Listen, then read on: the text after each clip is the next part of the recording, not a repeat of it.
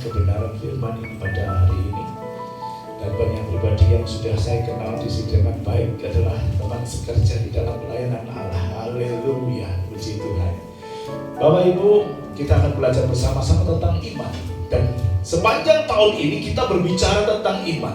Tidak perlu bosan, karena setiap minggu itu temanya berbeda-beda. Tidak perlu bosan. Dan setiap minggu kita juga berpikir apa yang kita mau sampaikan tentang iman. Tapi puji Tuhan ada garis besarnya. Mohon maaf Pak, saya tidak mengikuti garis besar yang disampaikan oleh GBI ya. Tetapi saya rindu ada sesuatu yang bisa kita berikan ya. Sama-sama kita belajar tentang firman. PowerPoint-nya sudah oke. Ya saya pakai laptop, saya kan tidak bisa lihat PowerPoint-nya. Puji Tuhan. Bapak Ibu, saya berbicara tentang iman dan keberanian Daniel. Kalau kita berbicara tentang iman dan keberanian Daniel, kita terlebih dahulu melihat apa dan siapa si Daniel sebenarnya. Kalau dikatakan di dalam Daniel 1 di sini dikatakan pada tahun ketika pemerintahan Yehoyakim Raja Yehuda, datanglah Nebukadnezar Raja Babel ke Yerusalem lalu mengepung kota itu. Tuhan menyerahkan Yehoyakim Raja Yehuda dan sebagian berkakas di rumah Allah ke dalam tangannya, semuanya dibawa ke Siner dalam rumah dewannya dan seterusnya. Bapak Ibu Saudara, kalau kita melihat dari kisah Daniel dari pasal 1, ada kejadian-kejadian yang dahsyat dan luar biasa. Pada waktu itu Yehoyakim yang memerintah Raja Yehuda dan dikalahkan oleh Nebukadnezar Raja Babel. Semua diangkut ke sana. Semua peralatan-peralatan diangkut ke Babel. Termasuk juga ada pemuda-pemuda yang luar biasa. Mereka akan dijadikan pelayan raja. Mereka akan dididik. Mereka akan yang menjadi keturunan raja, keturunan bangsawan dibawa ke Babel. Dan mereka diajari bahasa Kasdim. Diajari dengan tata krama yang ada di sana. Supaya dapat melayani raja. Itu sejarahnya awalnya, supaya kita bisa sama-sama memahami. Termasuk di dalamnya next adalah beberapa orang yang dikatakan sebagai 4 sekawan dari Yehuda ini, yaitu Daniel, Hanaya, Misael, dan Asaria yang diberi nama Belsasar, Sadrak, Mesak, dan Abednego. Mereka adalah orang-orang yang brilian. Mereka adalah orang-orang yang luar biasa. Mereka yang dipakai oleh Allah. Mereka diberikan hikmat dan tidak ada yang menyamai hikmat mereka. Tidak ada yang menyamai hikmat mereka. Sehingga dikenal di kalangan Babel orang-orang ini. Mereka dididik selama 3 tahun. Mereka harus masuk di dalam pelatihan raja. Dan semua semua kebutuhan mereka dijamin oleh raja dan diatur oleh raja. Nah, kalau kita katakan apakah iman dan keberanian Daniel, saya memang mencoba membuat daftar tentang keberanian Daniel, sehingga saya tidak ikutin apa yang digariskan oleh GBI. Karena saya ingin menunjukkan kepada Bapak Ibu Saudara, inilah yang menjadi keberanian Daniel dan kawan-kawannya. Kalau kita bisa lihat yang pertama next adalah keberanian Daniel yang menolak makanan raja. Pada saat mereka sudah ada di dalam pemerintahan Babel, mereka menolak makanan raja. Mereka tidak mau diatur oleh raja, ya. Apakah boleh menentang perintah raja? Tentu tidak boleh. Tetapi ada belas kasihan dari pegawai istana itu, sehingga mereka diizinkan. Dengan satu percobaan dalam waktu 10 hari, seandainya engkau nggak baik perkembangannya, maka batal. Tetapi dalam 10 hari ternyata keempat orang ini memiliki tubuh yang lebih gemuk, memiliki postur yang lebih sehat, dan mereka memiliki hikmat yang luar biasa, malah lebih baik dari mereka yang menyantap makanan raja. Kalau kita lihat Bapak Ibu Saudara, mana ada makan raja yang tidak enak. Kalau saya disuruh memilih makanan sayur di rumah, karena mereka makan sayur, dan dibandingkan dengan saya harus makan di Istana Negara RI, saya akan pilih di sana. Pasti menunya hojek gitu kan. Gak ada yang gak enak. Bahkan semuanya boleh terjamin semuanya. Tetapi Daniel menolak untuk memakan makanan raja. Ya. Di dalam Daniel 1:5 mereka menetapkan sebagai lagu itu apa? Yang ditetapkan oleh raja. Yang ditetapkan oleh raja. Tapi Daniel tidak menajiskan dirinya dengan santapan raja dan anggur yang biasa diminum raja. Dimintanya kepada pemimpin pegawai di sana itu supaya ia tak usah menajiskan dirinya. Dan setelah 10 hari, luar biasa. Bapak ibu saudara, apa ini sekedar menolak makanan raja? Apakah sekedar masalah makanan? Apa yang salah dengan makanan? Kalau kita menilai dalam analogi kita, makan raja itu enak. Tetapi apa yang salah di sini? Menolak perintah raja bukan sekedar menolak apa yang dikatakan raja. Karena kita tahu yang pertama di situ makanan dan minuman itu adalah simbol kultur, kebiasaan dan religi yang ada di sana, dari bangsa itu. Sehingga kalau orang tersebut, seseorang itu makan bersama, ada simbol kekerabatan, ada satu kekeluargaan, ada satu hubungan, ada satu ikatan dengan orang yang makan tersebut. Ada simbol religi, ada simbol kultural yang ada di sana. Sehingga pada saat dia mengikatkan dirinya, pada jamu saya ada keterikatan secara personal. Itu yang pertama. Yang kedua, kita bisa mendasarkan bahwasanya hubungan antara Raja Babel Nebukadnezar pada waktu itu dengan 4 orang itu tidak selevel. Betul? Ya bagaimana bisa selevel? Raja yang menguasai Yehuda dibandingkan dengan orang-orang 4 orang ini, siapa sih pemuda-pemuda ini? Jadi dikatakan tidak selevel. Setuju ya? Kalau dikatakan tidak selevel, itu berarti kalau saat mereka melakukan makanan raja, ada satu yang disebut dengan ketertundukan kepada otoritas Raja Babel. Dia diperintah raja karena pelabur itu yang menentukan semua adalah raja. Pada saat dia melakukan makanan raja, berarti mereka tunduk kepada perintah. Mereka tidak mau. Apa alasannya? Mereka mencoba untuk tetap mempertahankan konsistensinya, hubungannya dengan Allah. Karena apa? Makanan sentaman raja itu berarti ada kedekatan relasi dan ketertundukan, dan mereka konsisten untuk tidak mau. Pada saat mereka menolak makanan raja, itu berarti menolak otoritas Raja Babel. Dan hukumannya tentu bukan sembarangan. Ya untungnya pelayan ini baik hati.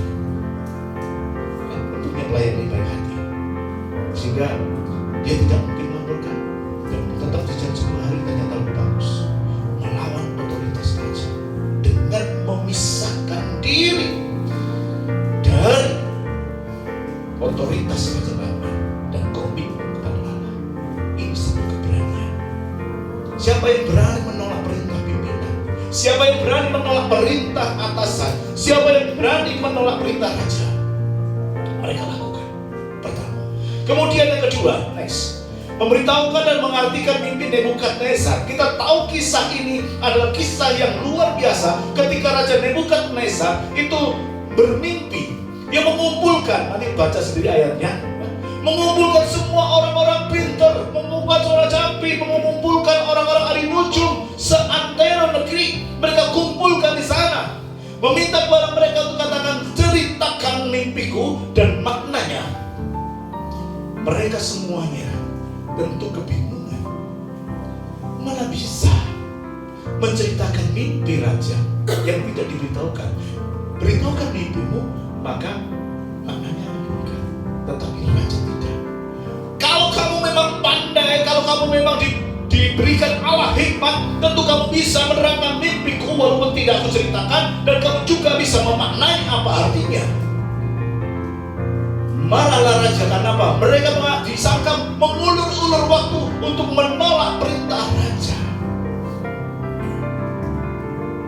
Seperti ayat yang disampaikan itulah yang dimimpikan oleh raja.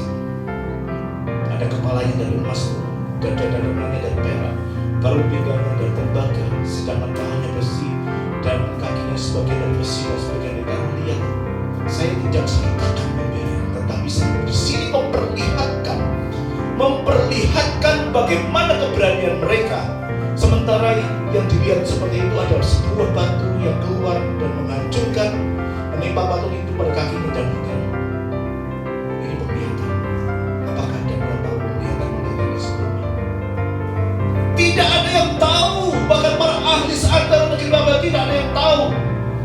Para imam juga tidak ada yang tahu. Orang-orang bijaksana tidak ada yang tahu. Dan kalau sekiranya mereka bisa mengungkapkan itu semata-mata bukan kuasa dari mereka sendiri. Pada saat itu Daniel menghadap raja, walaupun dia tahu resikonya mati. Karena raja marah kalau tidak ada yang bisa mengungkapkan mimpi dan maknanya, maka semua orang bijaksana akan dibunuh. Semua orang bijaksana akan dibunuh. Pada saat ada ancaman ini, Daniel tidak lari. Pada saat ada ancaman ini, dia mendekatkan diri kepada raja dan meminta waktu, kasih aku waktu. Pak Baginda, itu Pak Baginda, Baginda, supaya aku bisa memberikan, mungkin ada belas kasihan dari Allah kepadaku untuk menyingkapkan mimpi dan menyingkapkan makna dari mimpi Tuhanku. Ini keberanian, taruhannya kepala. Kalau saya pada saat Tuhan, semua orang yang tidak bisa akan dibunuh. Apakah Daniel bisa? Tidak. Pada saat dia diberitahukan hal itu, dia juga tidak bisa memberitahukan apa mimpinya. Siapa yang bisa? Apa yang dalam pikiran saya pun gak ada yang bisa tahu. Apalagi mimpi yang semalam dari saya. Dan maknanya apa? Tetapi dengan keberanian, karena keyakinan iman yang dimiliki, bahwa Allah sanggup untuk memberikannya, menyingkapkannya. Maka dia datang kepada raja dan minta waktu, mengajak semua teman-temannya berdoa. Yang 4 tadi mas kawan, Sadrak, Meshach, Abednego, ayo kita berdoa. Kita berdoa. Dan ternyata Allah memperlihatkan melalui penglihatan dan mengajari Daniel makna mimpi itu di dalam Daniel 2 ayat 31. Ya, itu diberitahukan. Mimpi raja diberitahukan. Ya, seperti itu.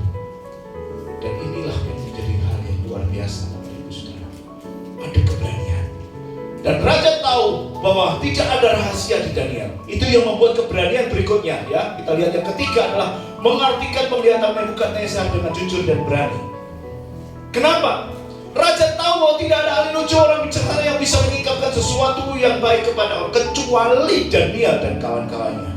Kegagalan mereka pada awal pertama, mereka sudah memahami bahwa tidak ada seorang pun yang bisa. Sehingga pada saat raja leyeh-leyeh, ada pemikiran-pemikiran. Ada satu yang menjadi menggelisahkan hatinya. Nebukadnezar itu tukang mimpi, banyak tidur kali ya. Atau dia sendiri juga banyak menghayal dengan kondisi itu. Dan orang lain suruh menceritakan.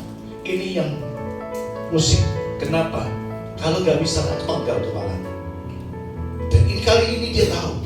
Pada saat sudah peristiwa yang pertama terjadi, mimpi dia singkapkan. Dan dia tahu ada Daniel yang bisa mengungkapkan. Dia ceritakan. Tapi memang berbeda narasinya. Karena dia berceritakan apa penglihatan yang menggelisahkan hatinya. Diceritakan di dalam Daniel 4 dan seterusnya, itu dikatakan begitu. Dan Daniel diminta untuk menyingkapkannya kembali. Kita tahu semua orang-orang berilmu, ahli jambi, orang kasdim, ahli nujum itu sudah gagal dalam menyingkapkan mimpi. Dan raja sendiri juga mengakui bahwasanya tidak ada rahasia yang bagi Daniel untuk menceritakan mimpinya di situ. Sehingga dikatakan Daniel juga menyingkapkan dengan berani. Kenapa kok saya katakan dengan berani? Lihat yang garis merah dikatakan di sini. Ini menunjuk kepada pribadi raja sendiri. Menunjuk kepada pribadi raja, dikatakan, saya baca seterusnya ya. Inilah maknanya ya raja, dan inilah putusan yang maha tinggi mengenai Tuanku raja. Tuanku akan dihalau dari manusia, dari antara manusia, dan tempat tinggal Tuanku akan ada di antara binatang-binatang di padang. Raja di padang kewan. Dan itu berani disampaikan di depan raja. Kalau kita ngomong ngata-ngatai, sekarang mungkin era demokrasi lebih terbuka. Tetapi pada saat dia mengata-ngatai, saya melihat pengawal pribadi, pemimpin itu pasti akan menghafal dan akan memproses. Siapa yang berani pada waktu menghadap Pak Jokowi langsung menunjuk, Jokowi kamu begini? Gak ada yang berani. Tetapi dikatakan imannya diberikan, dianggap sekumpulan hewan. Dikatakan yang merah itu ya, yang saya kasih warna merah. Kepada Tuanku akan diberikan makanan rumput, dikongkon makan rumput seperti lembu di padano, ya, sama hewan.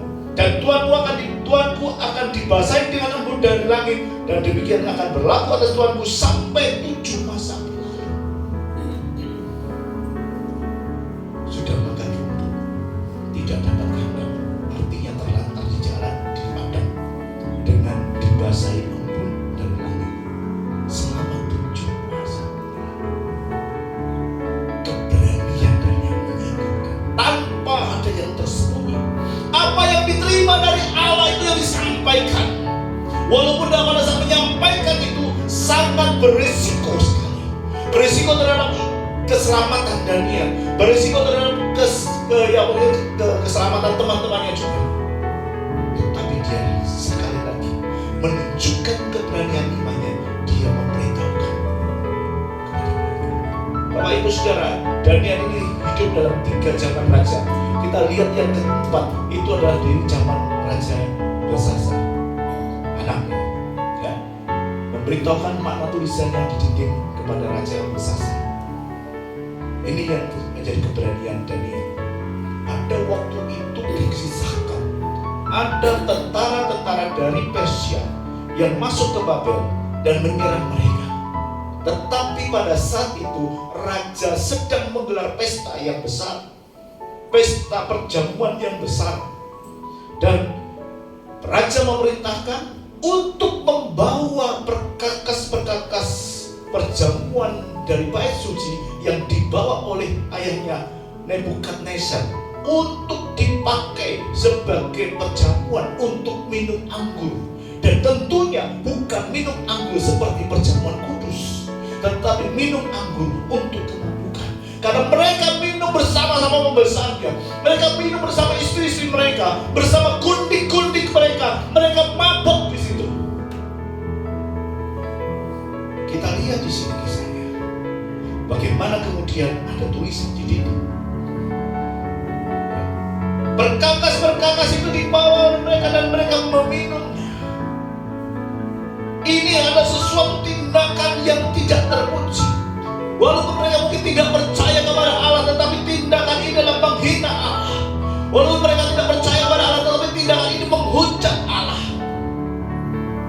Maka Allah pun memberikan kata-kata di sini. Ada tulisan di dinding kapur, ya, yang dikatakan di sana bahwa orang yang tidak ada satu pun yang bisa mengungkapkan apa artinya tulisan di dinding.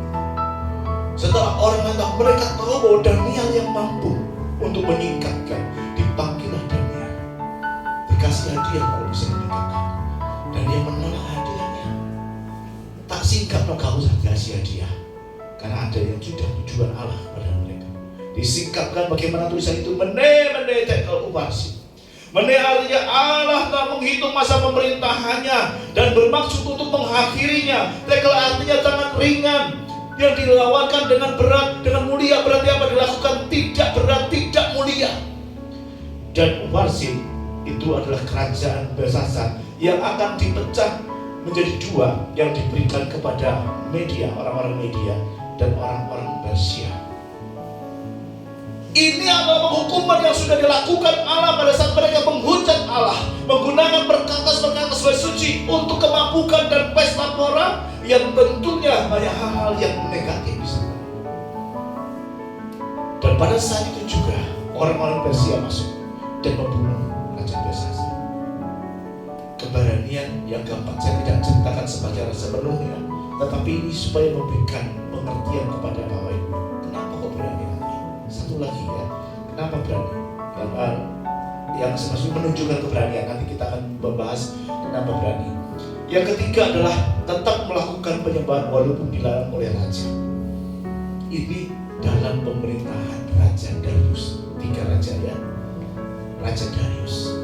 Sebenarnya raja disayang karena melihat sepak terjang Daniel di kerajaan Babel. Sayang kepada Daniel, tetapi dengan prestasi yang luar biasa dari Daniel, orang-orang di sekitarnya tidak senang. Ada promosi dari Daniel semakin naik. Orang di sekitarnya juga tidak senang, orang-orang bijaksana tidak senang, dan dia berusaha untuk mencekal Daniel. Tetapi tidak pernah dilihat, tidak pernah ditemui adanya kelemahan dan kesalahan Daniel. Sehingga mereka membuat satu cara supaya bisa mencekal Daniel, adalah membuat satu undang-undang yang tidak bisa dirubah oleh siapapun. Ada waktunya mereka harus menyembah kepada raja pada jam yang ditentukan. Tidak boleh lain. Kalau sekiranya ada orang lain menyembah Allah lain selain kepada raja, maka setiap orang yang kedapatan seperti itu akan dimasukkan ke gua singa.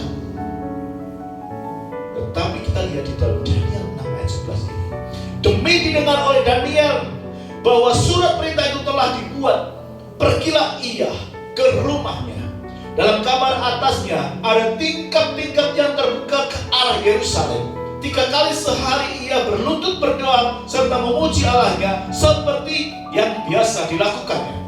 Jadi tetap melakukan penyembahan walaupun dilarang oleh Raja Darius.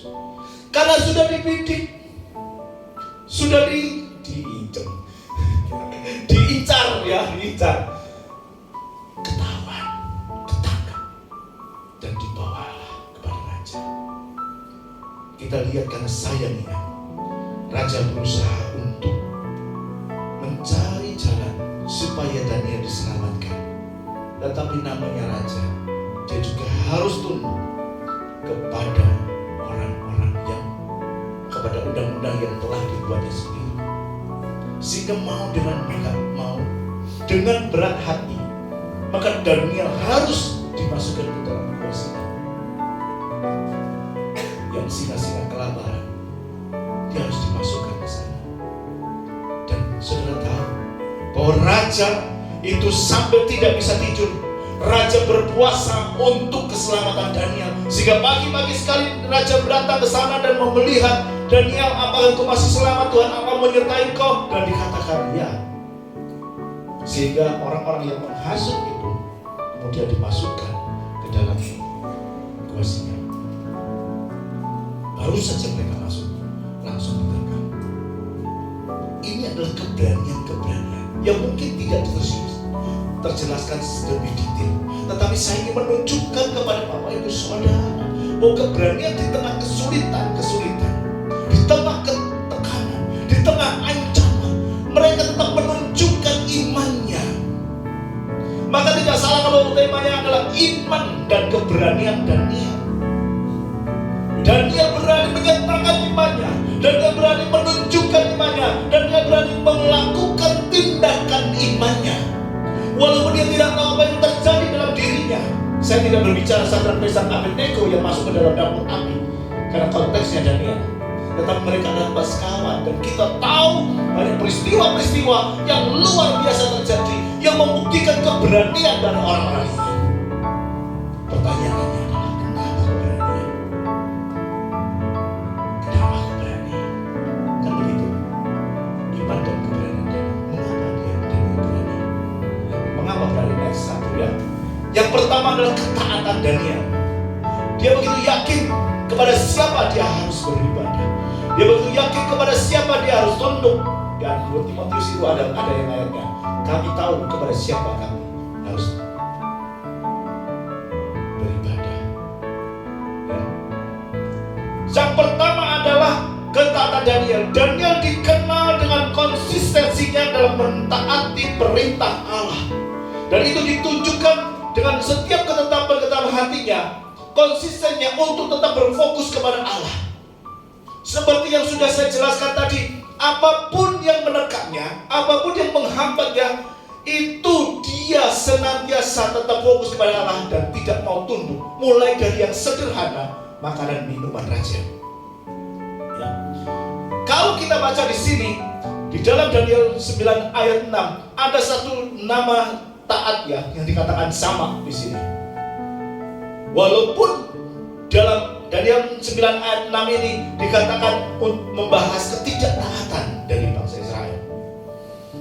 Ketaatan adalah bagian sebenarnya bagian kita untuk taat. Bagian kita adalah untuk taat. Jadi kalau kita ngomong taat seperti konsolidasi yang konsisten seperti Daniel. Bagian kita sebagai orang Kristen dalam perjalanan untuk membangun iman Kristen, itu kita harus taat. Dan ketaatan itu yang kedua adalah bukti bahwa kita sudah dirubahkan. Ketaatan itu adalah bukti bahwa kita sudah dirubah menjadi lahir baru sebagai pengikut Kristus, sehingga kita tunduk kepada setiap otoritas. Sehingga secara literal berarti tunduk kepada kemauan atau otoritas orang lain dengan melaksanakan perintah atau instruksi dan berperilaku sesuai dengan prinsip umum atau hukum kodrat yang diberikan. Jadi ketaatan dikatakan berhubungan dengan mendengarkan, mengamati, melakukan perintah Tuhan, dan dengan pengenalan yang benar akan Allah, pengetahuan yang benar tentang firman Allah, dan pengalaman yang utuh tentang kasih karunia Allah menjadi landasan atau dasar sebuah ketaatan. Jadi bukan ketaatan yang ngawur. Karena pada saat ini dikatakan ketaatan itu diterjemahkan mendengar dalam bahasa Ibrani. Ya, Kejadian 22:18 bisa 42:24 katakan begitu. Yang diekspresikan dengan mentaati, yang diekspresikan dengan mengikuti perintah dan berjalan dalam jalan Tuhan. Sehingga kalau kita lihat ketaatan itu berhubungan dengan mendengarkan, mengamati dan melakukan perintah Tuhan. Dengan pengenalan itu memiliki pengetahuan yang benar tentang Allah dan firman Allah, punya pengalaman di dalam kasih karunia Allah. Itulah menjadi landasan dari ketaatan itu. Ada satu kredo yang kembali saya singkat, kredo ut intelligas and interview ut credas. Artinya begini, iman itu menimbulkan satu pengetahuan. Satu pengetahuan, kemudian dari pengetahuan itu menumbuhkan iman kembali. Faith seeking understanding. Artinya begini Bapak Ibu Saudara, kita tahu bahwa iman itu simbol dari pendengaran dan pendengaran akan firman Kristus. Ibrani 11:1. Walaupun tidak kelihatan kita tahu ada, walaupun tidak kelihatan tetapi kita meyakini itu ada. Contohnya adalah listrik ini. Kita tahu listrik ini ada dan berdaya yang sangat kuat. Kita pada saat memegangnya, kita akan kesetrum, kalau dayanya tinggi kita akan mati. Semua tahu, walaupun kita tidak bisa melihat aliran listriknya kayak apa, nggak bisa lihat. Tetapi kita tahu bahwa listrik ini ada karena kita memiliki pengetahuan. Pengetahuan yang kita lihat dari SD, kita diajari ada listrik, SMP diajari tentang listrik, SMA diajari tentang listrik. Jadi kita paham ini listrik, kalau tak sentuh bahaya. Iman juga begitu, kita diajari kebenaran firman. Firman itu menimbulkan iman. Credo ut intelligas. Dan kemudian dari pengalaman-pengalaman hidup memunculkan iman kembali. Karena dengan pengetahuan kita semakin terasa. Kita lihat di dalam lapangan, kita menggunakan aliran listrik untuk kebutuhan macam-macam, kita melakukannya. Artinya ada pengalaman-pengalamannya. Dan kemudian kita semakin yakin bahwa listrik itu ada. Iman juga begitu. Kita menerima firman sebagai pengetahuan kebenaran firman, menumbuhkan iman. Iman kita lakukan dan aplikasi, dan kita punya pengalaman iman seperti Daniel. Dan setelah kita punya pengalaman itu, menumbuhkan iman kembali semakin kuat. Bisa dipahami? Itulah kenapa credo ut intelligas and interview ut credas. Itu pengetahuan yang harus. Dan kita tahu ketaatan tanpa pemahaman, tanpa pengetahuan, tanpa pengalaman, itu adalah ketaatan yang berpusat pada diri sendiri. Kalau kita datang mereka berpusat pada diri sendiri, sok tahu juga bisa dikatakan demikian. Tetapi kita tahu kalau ketaatan itu bagi kita harus dilandaskan kepada kasih. Kalau tidak dilandaskan kasih, itu juga sama kemunafikan. Ketaatan yang dilandaskan kasih, itu kita bisa memberikan lebih dari apa yang kita bisa, lebih dari standar.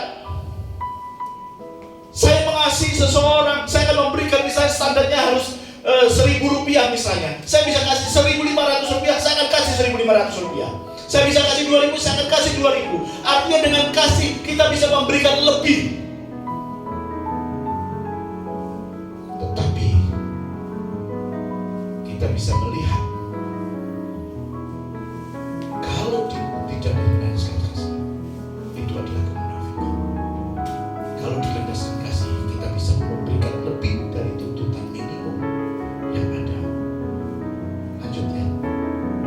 Kemudian yang pertama adalah keberanian. Apa sebenarnya yang kedua yang kita bisa lihat di sini adalah melakukan kebenaran. Melakukan kebenaran. Bapak Ibu Saudara, kebanyakan orang tidak konsisten. Banyak orang Kristen juga takut untuk melakukan kebenaran. Takut untuk melakukan yang benar, memberitahukan yang benar aja takut. Seperti contoh-contoh Daniel tadi katakan, dia berani menamai yang benar karena dia ketahui yang benar hanya berasal dari Allah. Allah sumber kebenarannya, dia memberitahukan. Tetapi kebanyakan kita tidak berani, takut. Ada banyak hal yang menyebabkan hal itu terjadi. Oh ya, ada banyak hal. Tetapi kita bisa melihat di sini mereka berani. Mereka tidak ada seperti Daniel yang kalau kita berbicara tentang Daniel tidak takut. Karena tidak ada yang membelenggu atau memenjara orang fisik maupun non fisik untuk merintangi kebenaran itu. Pada masa kemerdekaan dulu, pada kemerdekaan, tokoh-tokoh kita berjuang untuk kemerdekaan. Mereka dipenjara. Yang kita tahu kayak Mohyamin, Soekarno dipenjara supaya tidak menyuarakan kebenaran kemerdekaan kepada semua bangsa, dianggap menghasut rakyat, dipenjarakan untuk membungkam suara mereka. Tetapi kenyataannya bahwa penjara tidak bisa membungkam mereka.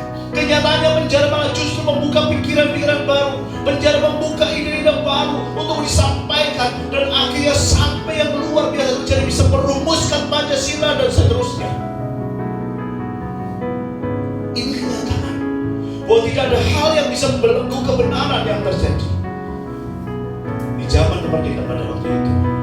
Tetapi sayang sekali, kebanyakan di zaman era modern ini justru kebalikannya. Lagi tangkap tangan, OTT, menggunakan rompi kuning, keluar dari pemeriksaan, ada sorotan kamera, bisa senyum di belakang dengan bangganya. Aku heran, apa yang salah dari negeri ini? Mereka pakai rompi oranye, keluar dari pemeriksaan bisa dada-dada seperti tidak ada masalah, padahal mereka sudah korupsi.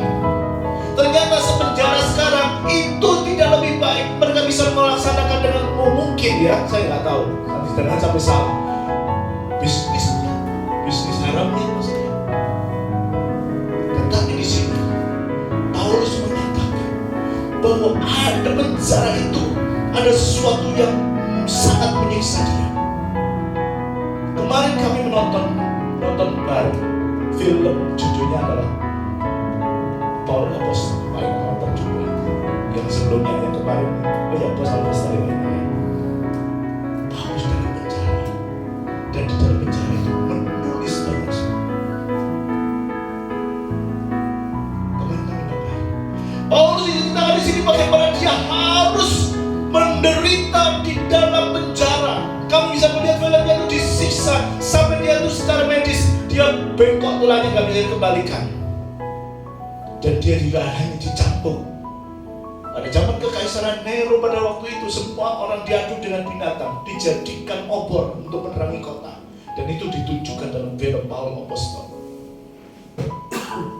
Paulus menderita dalam penjara, tetapi dalam penderitaannya dia mengatakan ini harga yang harus aku bayar untuk aktivitas memberitakan Injil. Penjara tidak mempengaruhi kondisinya. Paulus tetap berbicara powerful, Paulus tetap berbicara dengan meaningful, dengan gaya antagonistik dan paradoksal. Dia tetap memberitakan firman, dan kita tahu surat-surat dalam perjanjian baru banyak ditulis oleh Paulus. Dari mana? Dari penjara. Dari penjara. Banyak yang kita tidak mau memberitakan kebenaran. Takut. Kenapa kok takut?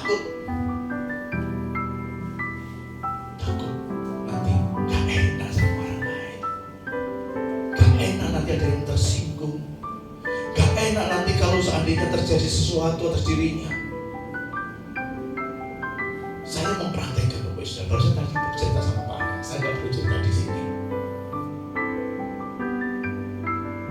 Tetapi bagaimana kita menyuarakan kebenaran Tuhan? Kenapa kok harus?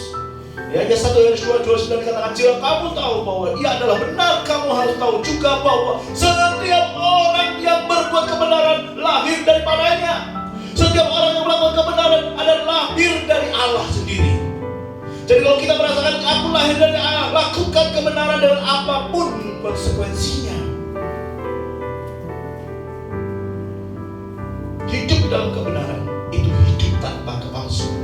Hidup dalam kebenaran itu hidup tanpa kemunafikan.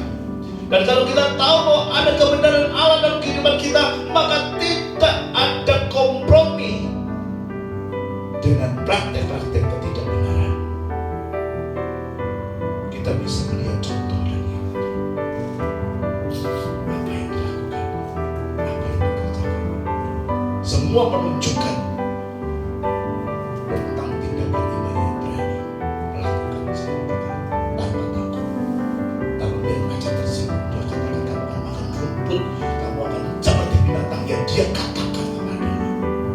Oke, waktunya jangan terus, kita lanjut. Yang ketiga adalah berintegritas sebagai konsistensi yang rohani. Integritas itu harus kita miliki. Dalam perjanjian lama, integritas diterjemahkan sebagai suatu kondisi tanpa celah, suatu kondisi yang utuh, sempurna, tulus, ikhlas dan jujur. Dalam perjanjian baru dikatakan sebagai kejujuran dan manut pada pola perbuatan baik. Integritas seseorang erat kaitannya dengan jati dirinya yang sejati, yang menyangkut seluruh aspek kehidupannya, baik yang internal maupun eksternal, berjalan dengan harmonis tanpa kepalsuan atau kemunafikan. Sehingga dikatakan pribadi yang berintegritas adalah mereka yang memiliki keselarasan dalam pikiran, perasaan, perbuatan, serta perkataannya. Sesuai. Bukan pikirannya mau apa, mulutnya berbicara yang lain. Itu tidak berintegritas. Itu yang berbeda. Dan seharusnya kita orang-orang Kristen harus memiliki integritas. Integritas bagi kita adalah gambaran hidup orang percaya yang tercermin dalam kehidupan sikap kita sehari-hari. Entah pada saat di depan umum, tidak di depan umum, kita harus tetap berintegritas di dalam kehidupan kita. Dan Daniel, kita tahu konsistensinya, dan Daniel kita tahu dia orang yang berintegritas dari keberanian Daniel yang kita sudah baca tadi. Komitmennya teguh, dia memegang komitmennya tetap, walaupun diperhadapkan kepada risikonya. Harus menyembah kepada Allah, tetap menyembah kepada Allah. Dia prinsip konsisten tetap seperti itu, walaupun ada undang-undang kalau tidak menyembah raja nanti akan masukkan ke kuasa. Ini konsistensi tetap. Dan kita sudah baca tadi 3 kali sehari dia naik ke atas mountain, ada tingkap-tingkap langit yang terbuka ke arah Yerusalem. Dia melakukan ujian penyembahan kepada Allah, dan seperti yang biasa dilakukan, tidak bergeser. Itu namanya berintegritas. Lanjutkan. Kenapa kok integritas? Karena integritas itu adalah sebuah keputusan. Kita mau melakukan integritas atau tidak. Kita memiliki integritas atau tidak tergantung kepada orang lain. Itu adalah keputusan kita sendiri. Di dalam kehidupan kita selalu diperhadapkan sedang keputusan-keputusan. Saya mau melayani di sini juga keputusan. Saya mau naik itu keputusan. Saya masuk ke hal bawah tadi yang biasa kita lakukan itu keputusan. Karena itu kunci. Saya dengar ada latihan. Keputusan yang saya hidup diperhadapkan kepada keputusan. Berintegritas ada satu keputusan yang harus kita ambil. Karena saya diperhadapkan kepada sesuatu tekanan, rintangan, ancaman sekalipun, kita memilih untuk berintegritas, ya kita akan berintegritas. Seperti contoh Daniel. Yosua 24:14-15 katakan, oleh sebab itu takutlah akan Tuhan dan beribadah kepadanya dengan tulus, ikhlas dan setia. Jauhkanlah Allah yang kepada nenek moyangmu telah beribadah di seberang sungai Efrat dan di Mesir, dan beribadah kepada Tuhan. Tetapi jika kamu setia, kamu yang Tetapi jika kamu, siapa kamu yang akan beribadah Allah kepada nenek moyangmu beribadah di seberang sungai Efrat, atau Allah orang Amori yang negerinya kamu diami, itu dianggap tidak baik untuk beribadah. Ini terjemahnya agak beda ya. Maksudnya mungkin waktu saya paste-nya kesenggol remote-nya. Intinya adalah kamu beribadah kepada siapa? Kepada Allahnya orang Amori, kepada Allahnya orang Amalek, kepada siapapun silakan, tidak peduli. Tetapi dikatakan aku Yosua dan seisi rumahku, kami akan beribadah kepada Tuhan. Ini adalah satu keputusan. Dia keputusan untuk integritas kepada Allah. Dia sampaikan apa dalam isi hatinya. Walaupun lingkungannya mungkin beribadah kepada orang-orangnya, orang-orang Amalek atau orang-orang dari seberang sungai Efrat, tapi dia katakan terserah apa yang dalam hatinya tercermin juga dalam apa yang diucapkan. Saya mau beribadah kepada Allah yang benar, Allah Israel. Itu yang disampaikan. Jadi integritas adalah sebuah keputusan yang harus kita ambil, Bapak Saudara. Kemudian yang kedua adalah integritas adalah keberanian untuk melakukan kebenaran, menyatakan kebenaran. Kenapa kok saya katakan demikian? Saya kisahkan sekarang satu yang bisa Abednego. Ketika dia harus menyembah satu patung yang dibuat oleh raja, dia katakan tidak menyembah. Dia punya integritas untuk menyatakan kebenaran bahwa hanya Allah saja, Allah Israel, yang harus disembah. Sekalipun dalam ancaman di dapur perapian, dia tidak akan tergoyahkan. Setelah mengambil keputusan bahwa Allah Israel saja disembah, dinyatakan kebenarannya bahwa aku hanya menyembah Allah Israel. Dan ini akan terjadi di akhir zaman. Saya sendiri juga harus difirman saya sendiri. Berani gak di akhir zaman nanti masa yang suka saya menyatakan keputusan seperti Yosua. Aku beribadah kepada Allah dan menyatakan kebenaran walaupun di sini harus masuk ke dalam api. Walaupun beda ya bentuknya, tetapi sama ujungnya adalah nyawa. Dikatakan di sini dan kata-kata yang luar biasa. Jika Allah kami yang kami puja sanggup melepaskan kami, maka Ia akan melepaskan kami dari perapian yang menyala-nyala itu dan dari dalam tanganmu ya Raja. Tetapi sayangnya tidak, hendaklah Tuanku mengetahui ya Raja, bahwa kami tidak akan memuja dewa Tuanku dan tidak akan menyembah patung emas yang Tuanku dirikan itu. Keputusan untuk menyatakan keberanian adalah integritas yang ditunjukkan. Masio, aku akan dihukum. Masio, meskipun ya, meskipun iman, meskipun saya harus masuk dalam dapur api, meskipun dalam ancaman ini iman, meskipun sekali-kali tidak akan menyembah. Itu adalah integritas dan keberanian untuk menyatakan kebenaran. Saya terus saja waktu cepat sekali supaya saya bisa sampaikan semuanya. Lumayan ini terakhir. Yang ketiga adalah integritas adalah sebuah gaya hidup. Sebuah gaya hidup.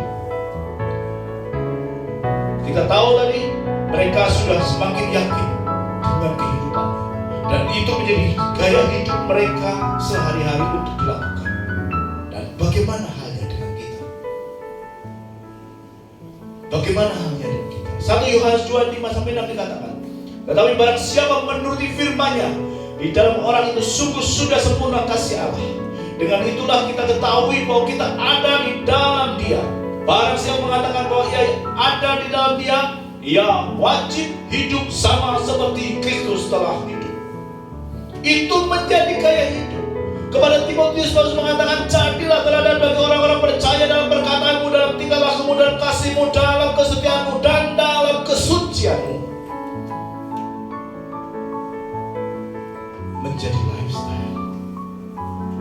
Apa gaya hidup kita saat ini? Ditanya Pak Gembala, apa mengubah hadir kepada Iya Pak,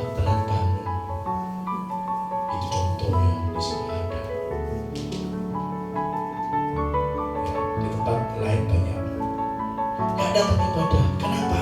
Oh Pak, saya lagi ada pertandingan kompetisi Pak Eman, Pak, saya harus buka. Kenapa? Saya harus buka toko yang tokonya itu. Ada banyak alasan. Ini bukan gaya hidup. Seandainya kebenaran dan integritas itu menjadi gaya hidup dalam kehidupan kita, ibadah jam 8, setengah 8 pun harus sudah berpaham sebagai dilakukan oleh orang lain. Itu menunjukkan gaya hidup, lifestyle. Bukan sebaliknya, ibadah jam 8 mau firman, mau doa berkabut datang luar biasa. Itu lifestyle. Bisakah kita menerapkan dalam kehidupan kita? Kenapa kita harus melakukan seperti itu?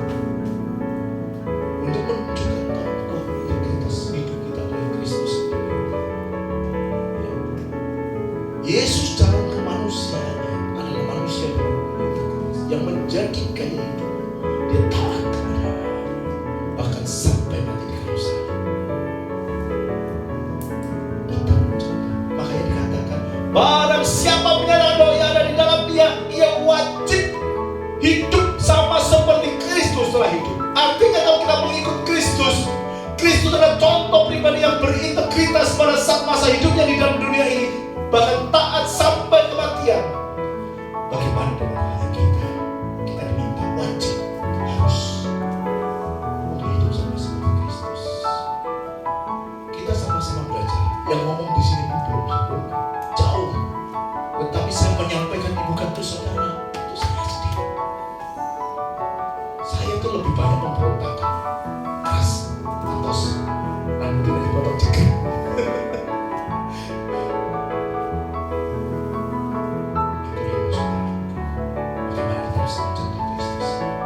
Yang terakhir, haleluya.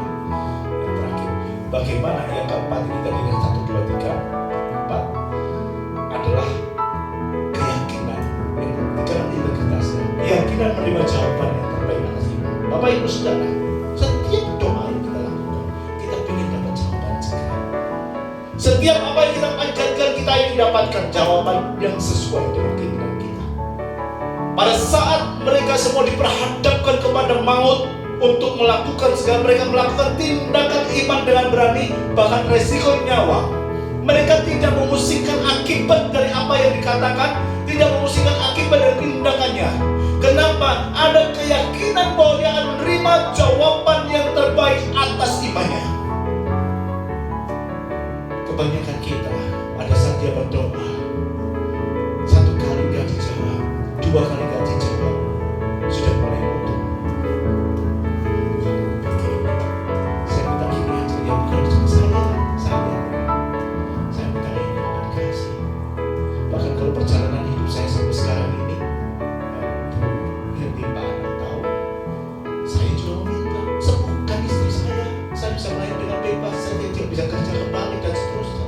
Tetapi kenyataannya sampai saat ini, saya juga belum sembuh. Bukan tidak sembuh ya.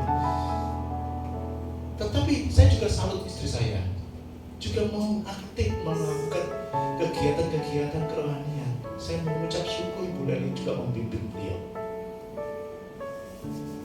Kebanyakan kita pada saat kita tidak menerima jawaban sesuai dengan apa yang kita harapkan, kita menjadi kecewa, kita menjadi mutung, kita meninggalkan Allah. Tetapi di sini katakan, apapun yang terjadi saat terpesat, kalau seandainya Tuhan tidak tolong kami, meskipun Tuhan tidak tolong kami, sekali-kali saya tidak akan menyembah kepada batu yang Tuhan dirikan. Bisakah kita memiliki iman seperti itu? Keberanian melakukan tindakan iman seperti itu. Dikatakan, saya kasih contoh di sini. Pada saat Nebukadnezar saya memiliki colong mimpiku, opo mimpiku, maknanya kayak apa? Daniel minta diberi waktu. Tadi saya baca, sekarang saya baca. Maka Daniel menghadap raja dan meminta kepadanya supaya diberi waktu untuk memberitahukan makna itu kepada raja. Ulo malah dikepung. Sudah tahu mau dibunuh bagian siapa yang enggak menyingkapkan mimpi dan mengartikannya. Daniel menemui raja menghadap raja, minta waktu. Itu hal yang tindakan iman yang sangat berani, spektakuler. Kenapa? Dia yakin bahwa akan menerima jawaban yang terbaik atas imannya.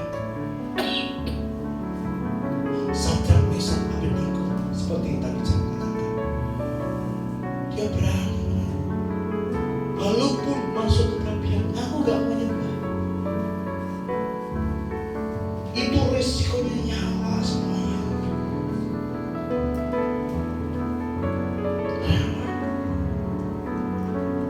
Tetapi mereka mau melakukannya.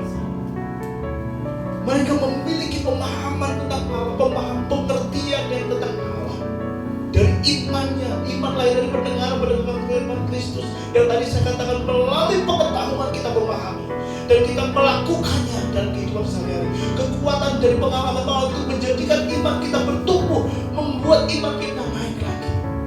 Begitu siklusnya, semakin lama semakin besar. Hidup dalam budaya iman dapat diejawantahkan dengan tetap percaya bahwa Allah pasti memberikan jawaban yang terbaik atas apa yang diiman. Amin. Amin, Bapak Saudara. Yakin bahwa Allah sanggup memberikan yang terbaik. Dia punya rencana. Bahkan pada setiap pribadi dia punya rencana. Saya undang worship leader di sini untuk menyampaikan satu pujian. Dia punya rencana yang luar biasa dalam hidup pribadi setiap orang. Dan Allah punya rencana itu masing-masing pribadi. Dia akan memberikan hari depan yang gilang gembira, hari depan yang cerah, penuh dengan harapan. Dia punya rencana. Seringkali kita punya rencana yang berbeda dengan rencana Allah, menilai bahwa kita lebih mampu dari Allah dan memiliki rencana-rencana sendiri di luar rencana Allah. Hidup dalam budaya iman diejawantahkan dengan tetap percaya bahwa Allah pasti akan memberikan jawaban yang terbaik atas apa yang kita imani. Contoh keberanian Daniel dan kawan-kawannya. Dia berani mengambil tindakan walaupun tidak tahu apa akibatnya, tetapi dia tahu pasti